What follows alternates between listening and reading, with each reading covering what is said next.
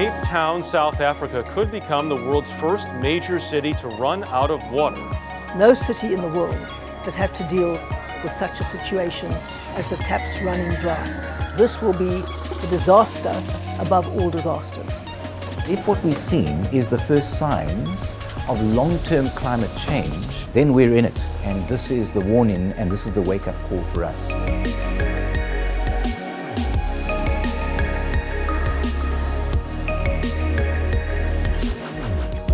It's 4 o'clock, good afternoon, and some good news in this water crisis. Capetonians have today managed to bring public water consumption down to its lowest level yet, and we're now using 505 million litres of water a day. The city, however, is still aiming to reach that 450 million litre daily maximum target. Musikaze is getting ready for work as usual in Khayelitsha, the largest township on the outskirts of Cape Town. But for her employers, a family living in Cape Town's Table View neighbourhood, life has dramatically changed over the last few months. Do the dishes today and wash clothes. Oh, yes. And then get Taryn's room ready. Okay. Water restrictions imposed by the city authorities have forced families like the Porters to rethink their relationship with water. So we stand in the shower in that basin there, and all the water goes in there. First of all, we wet ourselves. Meanwhile, we're switching off the shower all the time, right?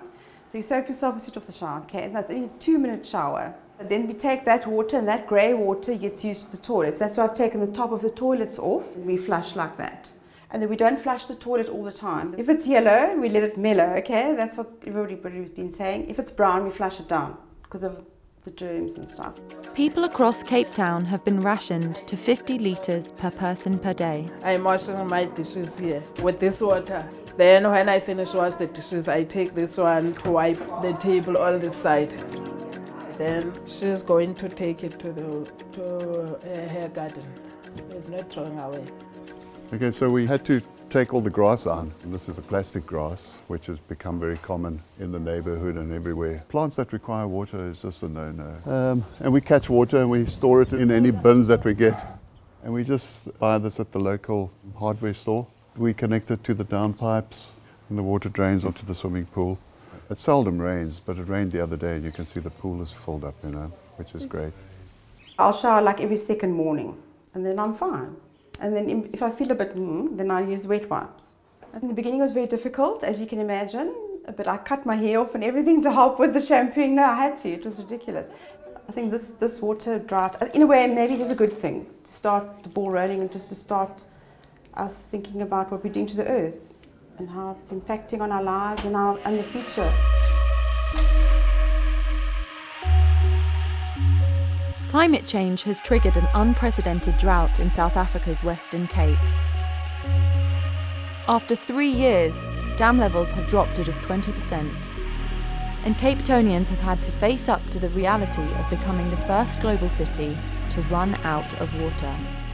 The city has entered a phase where it is anticipated the real possibility of day zero. Premier of the Western Cape, Helen Zille, was set to meet with the National Disaster Management Team yesterday, and she's also reported to have written a letter to President Jacob Zuma asking him to declare the water situation a national disaster. The projection is that Cape Town will run out of water sometime early in April. That means you have to save water as if your life depends on it.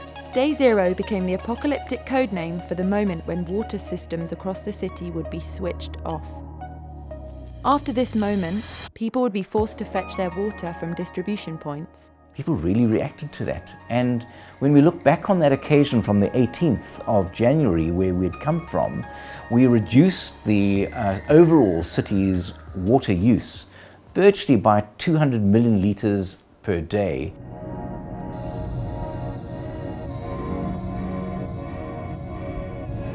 Some of the measures set out to avoid Day Zero have been controversial. Send over. In townships, authorities have cracked down on informal car washes. The violation is for the car washers not to use the municipal drinking water coming from the taps. As long as they don't use the drinking water, then we don't have a problem. you see, this is what they are doing with the municipal water. Here's the tap. It's part of the bylaw that we confiscate the hose pipe, the wheelie bins. Once it's empty, they would just fill it up again with drinking water. So we're going to confiscate the wheelie bin as well as the 20-litre buckets.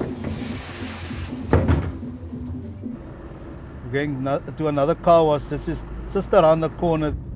Fines handed out to car washers can reach as much as £300, the equivalent of more than a month's salary. They're checking the water. If it's grey water, they leave them. Otherwise, they're going to give them a fine.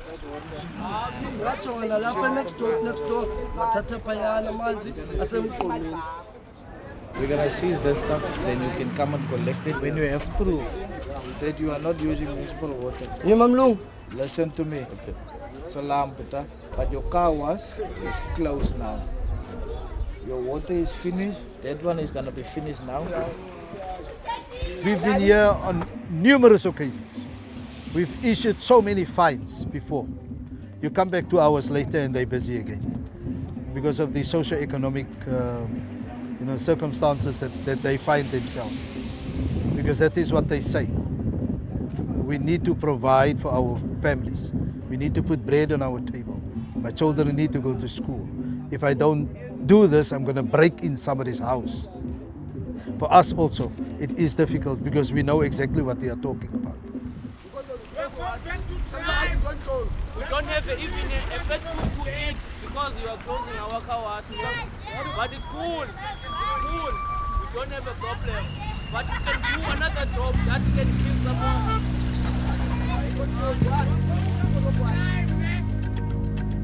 In a country still plagued by inequality, the crisis has been more obvious in rich areas than in poor.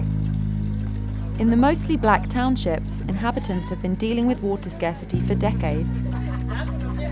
Despite a quarter of citizens living in these townships, they are thought to use less than 4% of Cape Town's water. Sometimes I come here 4 times a day. Because we are 8 and maybe we are 8. Sometimes we run out of water. In this area, the water crisis has not affected them hugely. And the city talked about day zero and people will be having collection points, That is not new. So most people here, they've been collecting water from standpipes for years. Usually the taps are normally running free flow, but now since of the drought and the crisis, they reduce the pressure of the water. So sometimes it takes a long time to fill up a bucket. We are 5 here, me and my husband and 3 children. It's only when we use washing, we use a lot of water. Because we don't have toilets, our toilet is there, or we have this toilet that not flush. It's been the same, we don't see anyone's changing it. We just use water as usual. We take 25 liters and put inside our houses.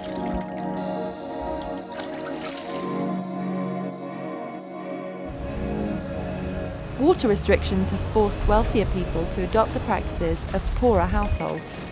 In this upmarket neighbourhood, people have been fetching water at a natural spring. I come here twice a week. I can use this water for my washing and for my garden, dishes and things like that. Our consumption, we don't want that to go up. Consumption goes up, you pay more for water. That's why we're fetching water. It's free. It doesn't belong to anybody. It's free water that's running in the river. Some experts are wondering whether the rising awareness of inequality in the city might generate a move for greater social justice. What we're going to need to do is not only to build the efficiencies, but to make sure that the cost of water doesn't become something that we can't afford. Water will always need to be subsidized. We have a city which has high levels of inequality. We need to make sure that our water is also, the plans and the provision of water is driven by a poverty agenda. And you have to ensure that we build greater equity into both the access and the cost of that water. In March, authorities announced that Day Zero was averted this year thanks to the citizens' efforts. Cape Town has been investing in several desalination plants and will be tapping into an aquifer, but it's unclear whether this will be enough to stave off another crisis in 2019. Some experts believe that for Cape Town's dams to recover, they would need about 3 years of at least average rainfall. This is the wake-up call for us. It will be drier, we'll have drier intervals, we'll have event-driven rainfall from time to time. But there's no doubt in our mind, when we look a little bit ahead, there are some very, very clear warning signs that this could be the reality, and one that is being shifted by climate change.